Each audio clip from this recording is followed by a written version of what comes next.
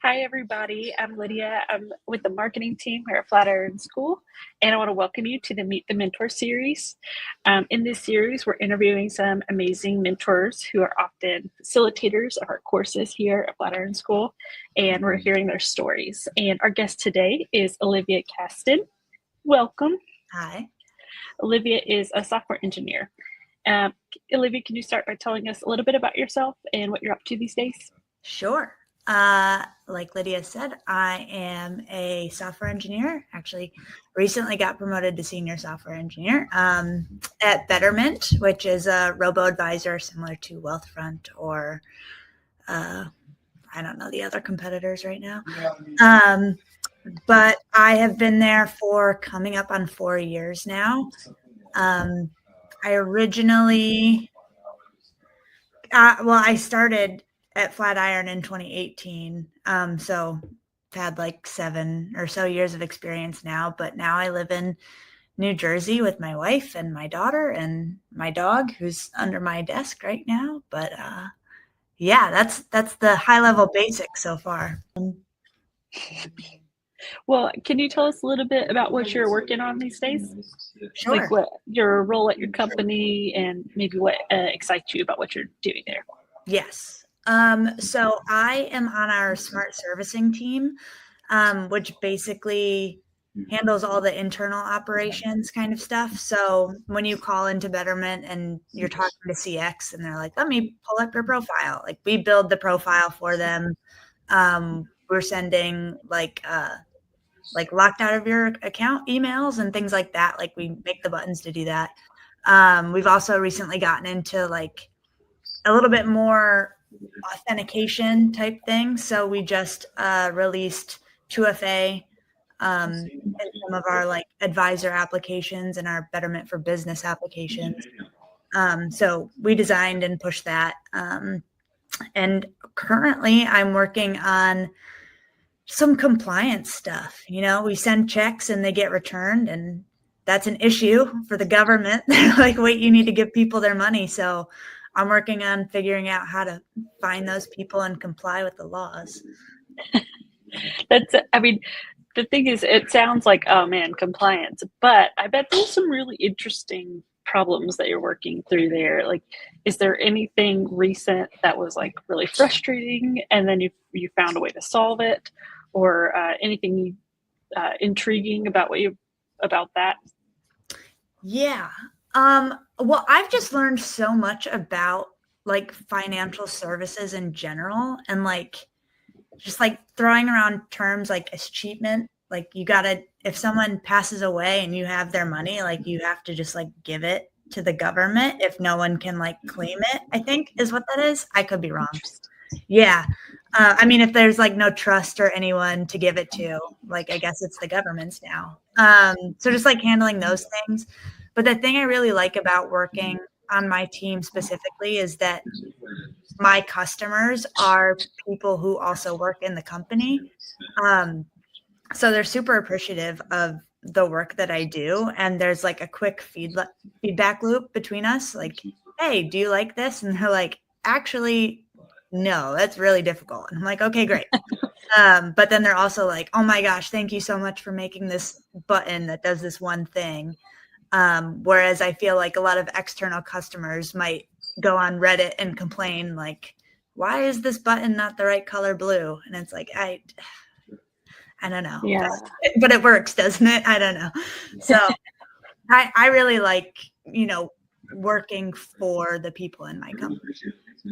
Yeah, that's a good point too, because it sounds like the negative feedback goes directly to you, but then you also get positive feedback. And in the other scenario where it's not someone in your company, then the negative feedback goes on Reddit, and the positive feedback probably just never makes it to anybody. Right, exactly. I guess the positive feedback is just they continue to use the product. Yeah. But that doesn't feel as good. I like the approval just coming in verbally. Yeah, that's cool. That's a good point. And something that we should definitely highlight is, so can you explain a little bit more about how that internal feedback loop works? So like, are there multiple teams, and then there's like one team, multiple teams developing things, and then one team that's providing that feedback loop, or how does that work? Yeah. So my smart servicing team is pretty much just engineers. We do have one designer and then one product manager. And our product manager is the one who kind of does the communication in between our operations team or our customer service team and us. So we don't get flooded by feedback. Our product manager is kind of like, that's not important, or you can live with that. We have other important things to do. So it's a lot of communication with our product manager, but also like that doesn't mean that we're afraid to talk to our stakeholders or our customers, and they're not really afraid to come to us. And if we do feel like, whoa, hold on, we're just like, talk to Christine. Like, she'll handle it. Yeah, that's cool. Is there one product manager, or are there like multiple product managers like for different teams? Oh, yeah. So we have one product manager specifically for our team. Other teams typically just have one product manager, but we also have this structure called they're called TPMs, but I can't remember what the T stands for right now. But they basically handle like if there are multiple engineering squads working on the same project, or, you know, kind of working in conjunction with each other, they handle the communication between like everyone. Okay. Yeah, and try to like navigate the path so that everyone's like on the same page. That sounds like a big job. Yes, that does not sound like my kind of fun. Prefer to stay in your focused technology building mode. Yeah, absolutely. Well, I'm curious. I'm going to switch gears here. So, can you tell us a little bit about your career journey, and maybe like how you got into this in the first place, and maybe some pivotal moments in your path? Yes. So like I mentioned before, I went to Flatiron in the fall of 2018. Prior to that, I had moved to Brooklyn to try my hand at acting and living in the theater, which is incredibly difficult and not Wow, yeah, and a totally different sphere. It's so interesting. Yeah. So I learned that I am faint of heart and I cannot handle not having money or a job. So my brother is actually a software engineer as well. And he reminded me that I took like AP computer science in high school. And he was like, Liv, you were like pretty good at it. And I was like, yeah, okay. I was like, well, if I do this, I can probably have some flexibility and like go on auditions and whatever. So I found Flatiron. At the time, they had a cohort in-person boot camp for low-income students. And basically, like, you pay back your tuition after you get your first job, which was perfect because I had no money at the time. So went to that full-time. I think it was 15 weeks, graduated in late January of 2019, and immediately got a job. I was very lucky to immediately get a job, but I got a job with Colgate-Palmolive, like the toothpaste. No one thinks of Colgate as like needing engineers, like software engineers, right? They're just like, make more toothpaste. I feel like almost every kind of business needs software engineers at this point. I didn't realize it at the time, but yes, that is true. Because there's something they're doing that requires technology. Yeah, exactly. So my now wife, then girlfriend at the time, was from New Jersey, living in New Jersey. So I thought, whatever, I can take a job in New Jersey. Colgate's down in Piscataway.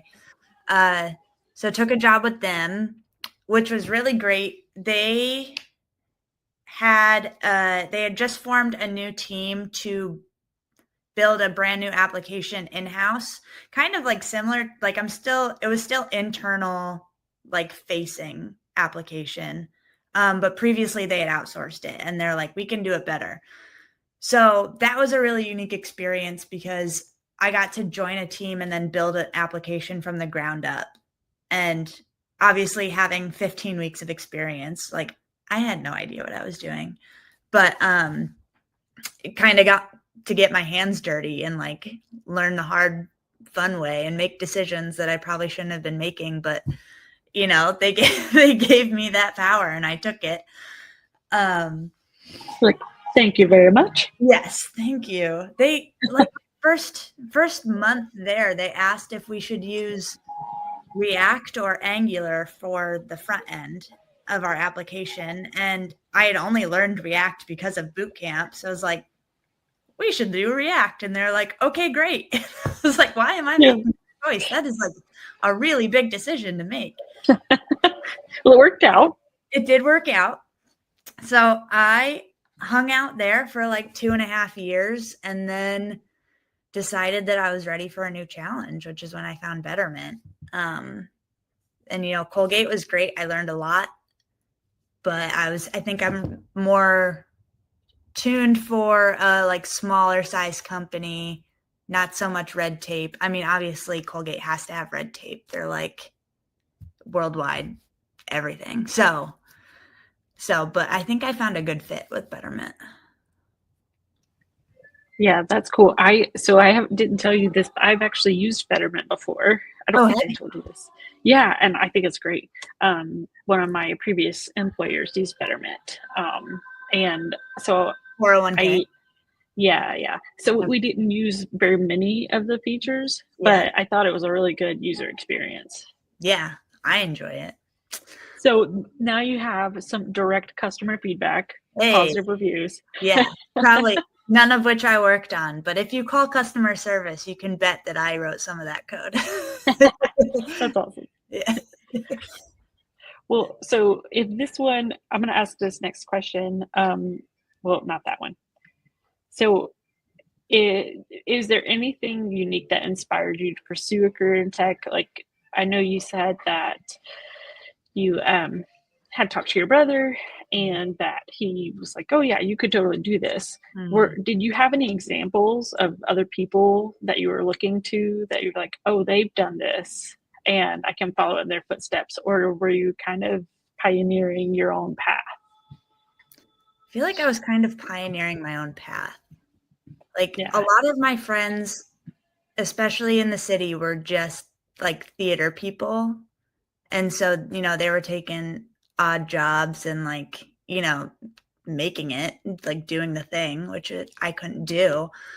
But no, it was really just like my brother being like, you could probably do this. And I'd be like, okay. And then, you know, like reading success stories online. It's like, well, if they could do that, I could do that. That's awesome. I mean, it takes like the encouragement was there, but it also takes guts to take that step when you don't have somebody that you can say like, hey, they did this and it worked out well for them, like somebody you know personally. So that's really cool. Yeah, I think like my timing ended up being really good, like especially right before COVID happening, and then tech, like everyone leaving their jobs and everyone hiring people at the time that they did, like that was just perfect timing for me, and like is probably not the same now. But like, yeah, I just got super lucky. That's cool. And now, so you, after Colgate, you ended up at Betterment. How did that go? Like, did you meet someone who worked there? How did you end up in that role? I actually got a message from a recruiter via LinkedIn. And nice. I had literally just started using Betterment like 3 months prior to that message. Oh, and I was like, cool. Wait, I like Betterment. That would be really cool to like actually work for a company that I like use. I mean, I use toothpaste, so like that. But that's good. Yeah. It's good to use toothpaste. Right. So yeah, it was a message from a recruiter on LinkedIn that I decided to message back. And, I don't always message them back, but that one I did because I recognized the name, and then we just kind of took it from there. Yeah, that's cool. Yeah. I'm hearing more and more stories of people like finding and landing really great roles at great companies from LinkedIn. Yeah. And I feel like for a while it was not viewed as like the number one place to go. Mm-hmm. It was like you're going to have a mix of things that are worth pursuing and not. But I think that they're doing really, really well in that area. Yeah. I feel like more reliable. I would agree. I think especially when a recruiter like reaches out to you, obviously like your foot is immediately in the door then, right? And then like you're okay, we'll set up an interview. Okay, we'll do this. But like just kind of blind submitting your resume to places, you maybe get like 1 or 2 hits for every 10 that you send, and it's just like so demoralizing. Oh yeah. There's so many better ways to try to find a job than just blind submitting resumes. Right.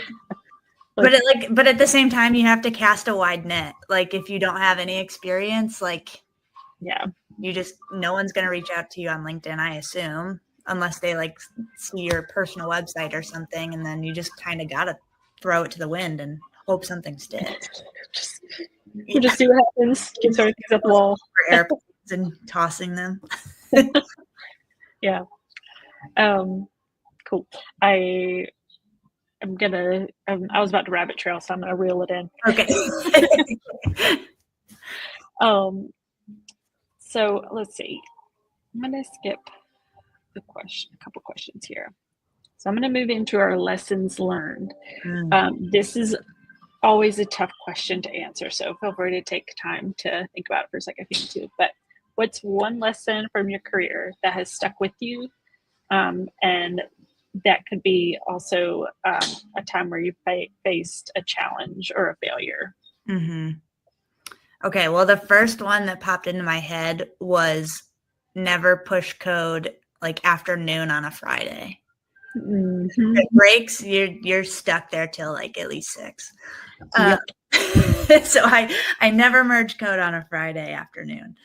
But more seriously, just asking questions.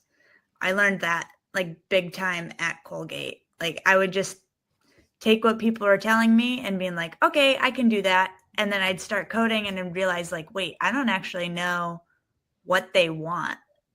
And like, why am I coding? I don't know what they want. So just trying to ask questions, and there's no stupid question. Like if people are talking in a room and they're throwing out an acronym that you've never heard of before, like sure, you can do a quick Google and like try to figure it out. And if it contextually makes sense, it's probably right. But otherwise, like just asking, because I feel like companies have so many internal acronyms that no one could ever guess or Google or figure out on their own. So it's just not expected that you would know that as someone coming into the company for the first time. Yeah, absolutely. I agree, because there's jargon related to an industry, but then there's like this other level of jargon, which is how different companies use jargon. Because like there have been times where I was at a new company and I'm like, they're using this word and I know what this word means, but I think we mean something new. I think we mean a different thing than we usually do. So like you have to like learn a whole layer of acronyms and even just jargon being used in different ways. So yeah, that's the other thing, is that if you don't know, there's likely someone else in the room who also doesn't know and is just afraid to ask. So like trying to be clear about what everyone's talking about is like so beneficial. I can't understate it. Yeah. And it's not even, I think sometimes people feel like nervous or embarrassed, and it's like, I respect people more for being able to just be straightforward about like, I don't know what that means. Can you explain that to me? Yeah. That ends up being a much better working relationship than if someone doesn't tell you when they don't know what you're saying or what you're asking for, or vice versa. Yeah. Have you ever been in the situation where someone like questions what you just said and you're like, I actually don't know what I'm saying, so I gotta figure that out and then I'll let you know. Yeah. Like, actually, let me pause. Yeah. Yes, I've definitely been in that situation before. Leading into this next one, which may be tied to it. So is there a moment where you faced like a major challenge or a failure, and then how did you grow from it? Mm.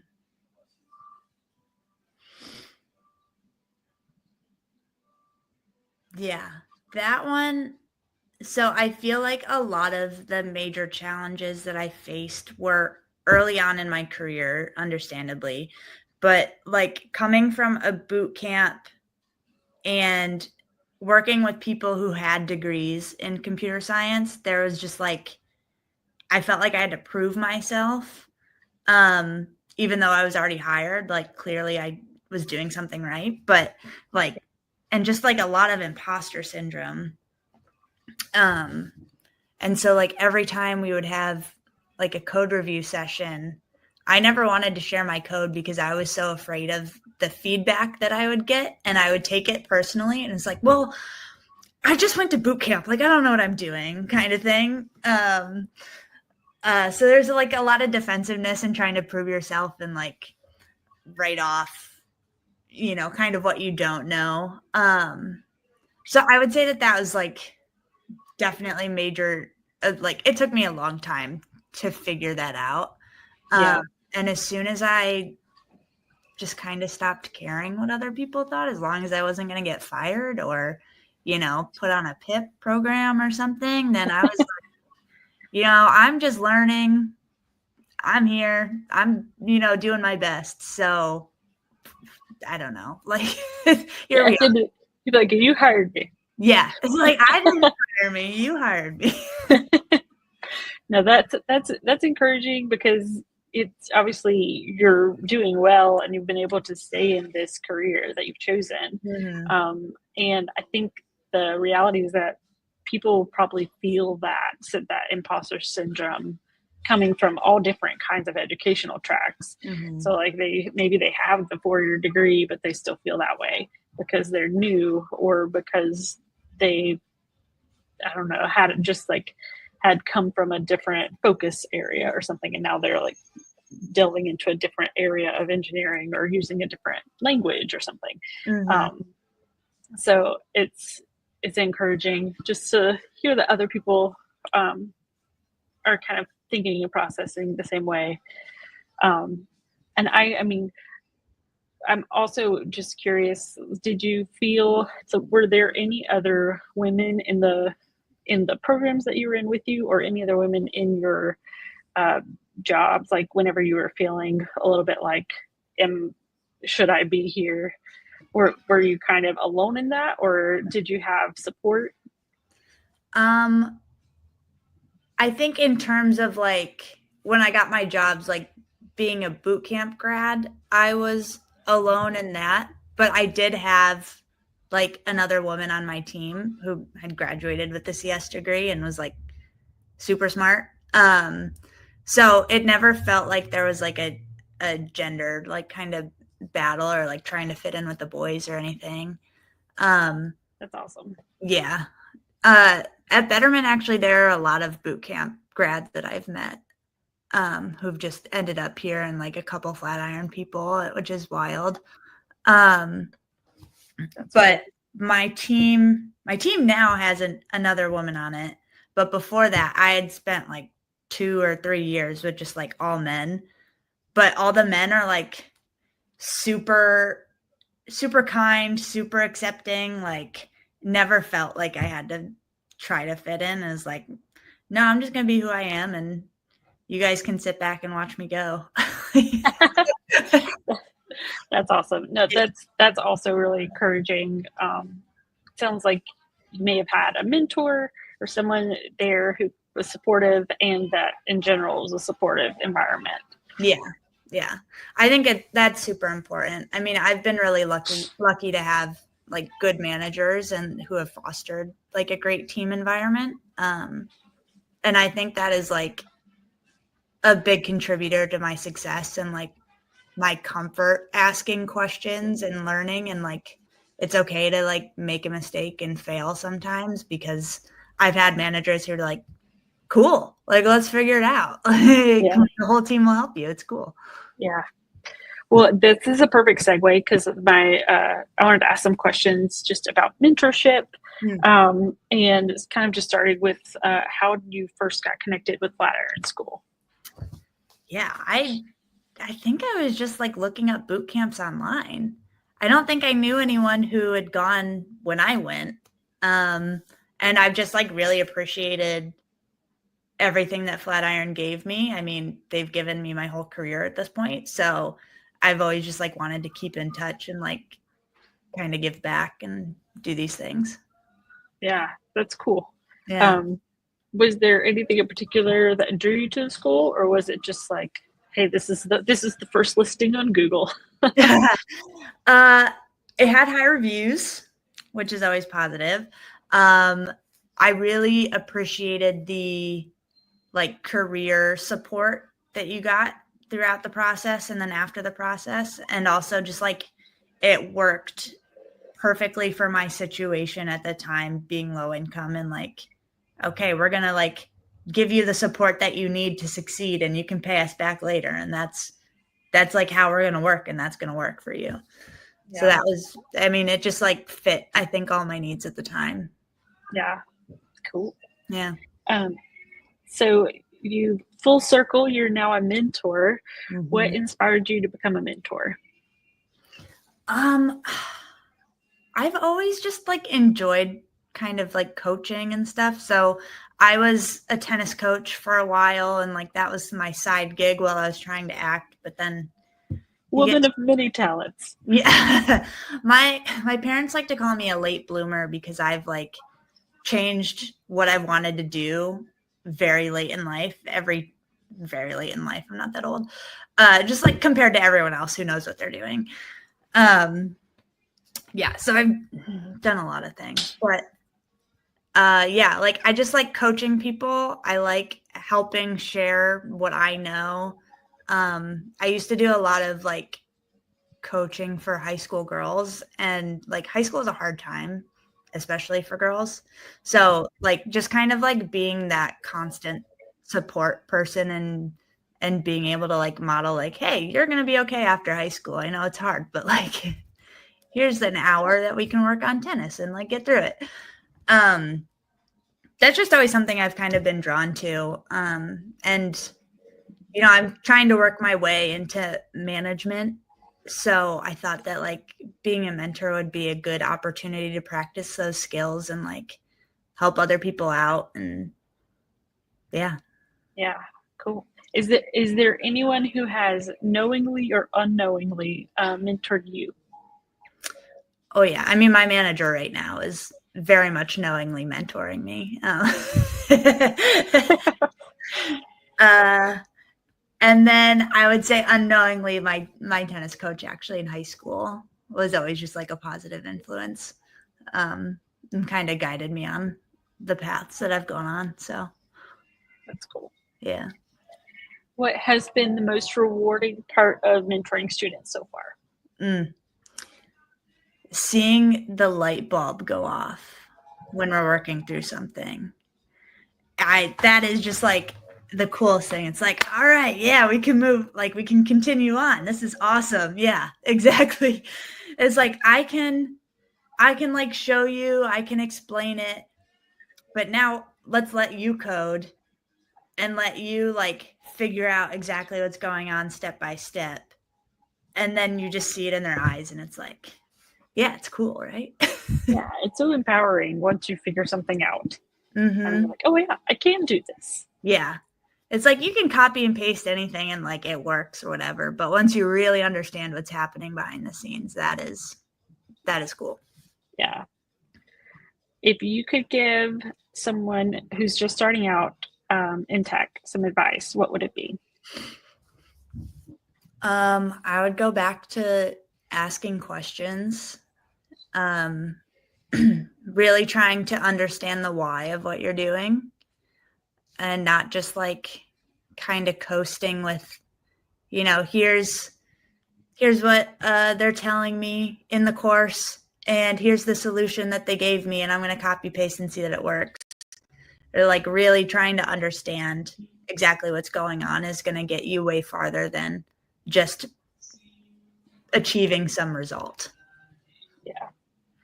Knowing how you get to the result versus just getting there somehow. Yeah. Contriving it. Exactly. Yeah, that's good advice. Okay, this is more about your future goals. Mm-hmm. What is something new that you're learning or exploring right now? Ooh.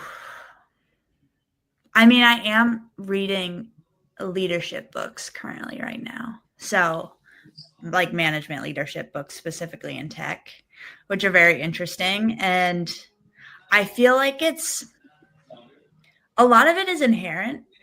Like, it's just like kind of like being a good person and showing empathy and like caring about people and trying to foster their success. But the thing that is blowing my mind is that when I think about managers in like a typical sense, that is absolutely not what the world has become. And like, I think we're like trying to shift toward empathy generally, but like, I'm scared that when I become a manager, I will just like fall back into the stereotype of like results kind of thing, even though that's consciously not how I want to be. So I'm just like, I'm doing a lot of internal exploration, I guess. Yeah. Trying to be super conscious of things that I do and things that I say to coworkers, or, in times when I can be a mentor or a leader, like how am I presenting myself and how am I helping others? Yeah, absolutely. That's it's such a good point. I think it's probably multifaceted, but I think sometimes it's the system that we create around our day or around our life, like kind of choosing and finding a way to insert reflection or empathy into that system, because otherwise it is so easy to become super like hyper focused on the work that we personally have to get done and the goals that we personally have, whether they're being handed to us from a manager of one of our own managers, or we have like, if you're super high up, there's like a board, there's always somebody who you're accountable to. And it really like you have to be super intentional to step away from that and think about like, how can I bring positivity and encouragement to the people that I'm working with in any capacity, and make sure that I have if I say my values are one thing, making sure that like that day-to-day system supports the values. Yeah, for sure. I think it's hard because like managers don't have that like concrete output that the work that they're doing is showing. Like it's their direct reports that they get kind of judged on. So you think that you have to have control, and that's just like, it's mind blowing to think about. You guys better be amazing. Yeah. Come on. Do something. Yeah. And I think, and it becomes a huge communication challenge too, because you're having to like figure out what if something isn't moving as quickly as it needs to, like why, and how do I explain that? How do I communicate with the different people working on it and with the people that I report to? Yeah. And you have to like take responsibility for, even though you're not directly working on it. It's like, okay, you got to own why it's late or whatever, which is like such an ego hit that you just have. Like, I guess it was me. See, it all starts with asking questions. Yep. And owning not knowing things. Yep. that impacts everything, impacts the journey. So let's see. Moving on to a question here. So is there are there any projects that you're working on that you're particularly passionate about right now? Currently, no. I mean, most of my like side of desk time is spent with my daughter, so That's my passion project is my daughter grow into a normal, good human being. That's a good passion project. Yeah, I think so. She just turned 1 and she's like starting to walk and stuff. So, I mean, the passion project actually should be like baby proofing the house. Right now, it's like just kind of move everything out of the way where she can't reach it and then figure it out. But there's not actually any baby proofing being done. Yeah, that age is pretty all-consuming. Yes, constant eyes. Yeah. Well, as an engineer, maybe you'll come up with some interesting, unique contraptions, unique ways to baby-proof. Yeah. if you have time. Yeah. Sleeping. So, yeah, when you're out of the baby phase and looking ahead and dreaming big, what's a big dream or an ambition that you're looking toward in your career? In my career, I would say getting to like management level and senior manager would be really cool. I did just think of like a project that I would love to do if I had infinite time, which is my wife is a elementary school teacher, and they have currently a terrible application that houses like all their grades and pictures and immunizations and blah, blah, blah. And I just know that I could make it so much faster and better. But there's so much legal stuff and everything else that you'd have to get approval for to like sell it to schools and whatever. But that, I think, if I could help the people who I care about do something, make their lives easier, that would be really cool. That would be awesome. And there would be many, many parents, I'm sure, who would appreciate that too. The parents and teachers, the school system stuff, anything you can do to help those processes, it makes a big impact on lots of people. Sure. Okay, moving on into the lightning round questions, which really just means that I'm going to attempt to ask the questions faster, but please don't feel like you have to respond quickly. But these are just fun questions that I like to end with. Okay. So first one is, what's something you're listening to or reading right now? I am always listening to My Favorite Murder podcast, Catching Up. I am a big murderino. I love true crime, anything. So, yeah. You listen to My Favorite Murder? I haven't listened to that one. I need to. But I've been watching it started in 1989 series Poirot. It's like the BBC version of Poirot. Oh, is that Agatha Christie? Yeah, okay. Ooh, I just started that like a couple months ago, and I've gotten through a few seasons already, embarrassingly so. Everyone does it. Yeah, it's really good. I mean, and it falls into that category of like murder mystery shows that don't feel like super heavy or dark. Okay. It's just kind of you can have it on in the background. Yeah. And it's you intriguing. Can like still go to sleep at night. Yeah. Yep. In fact, sometimes I do. Yeah. Okay. What is one product or tool you're into right now? GitHub Copilot has been a massive time saver, especially like writing specs and stuff.